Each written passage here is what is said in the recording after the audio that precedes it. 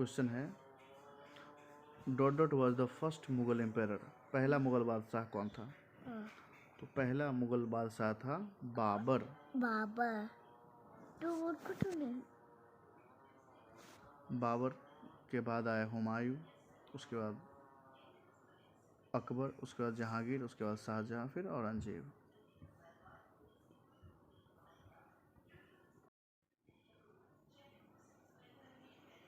Next question है the government of India have signed the convention of biodiversity at earth summit held at dot dot in June 1992। Bharat सरकार June 1992 में आयोजित पृथ्वी शिखर सम्मेलन में जैव विविधता के सम्मेलन पर हस्ताक्षर किए। ये किए थे ब्राज़ील के रियो डी जेनेरियो शहर में। इसका करेक्ट आंसर होगा थर्ड, ब्राज़ील।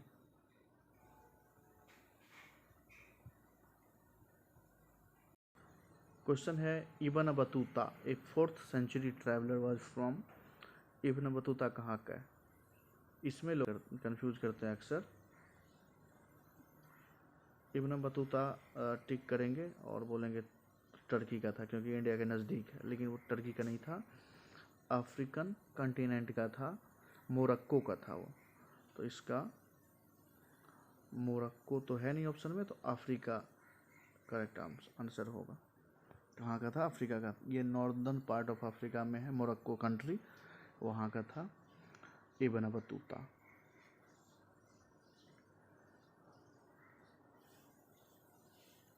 क्वेश्चन है world homeopath day is celebrated in the month of.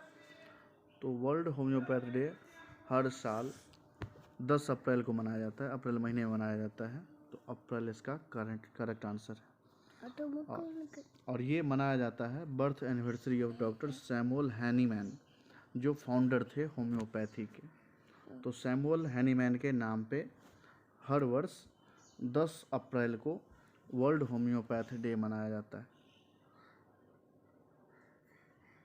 Who wrote a 3-volume history of Akbar's reign? Title Akbarnama. Akbarnama के राइटर हैं Abul Fazal.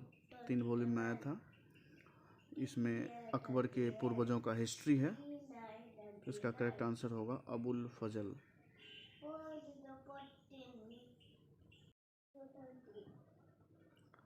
The wind blowing from sea to the land is known as. समंदर से जमीन की तरफ बहने वाली हवा को सी ब्रीज या समुद्री हवा कहते हैं। तो सेकंड इसका करेक्ट ऑप्शन है। Nadir Shah plundered the city of Delhi in. Nadir Shah Delhi शहर को कब लूटा?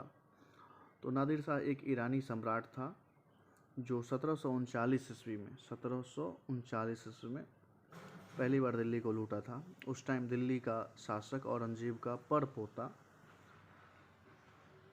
मोहम्मद शाह था। तो इसका करेक्ट आंसर हो गया 1739।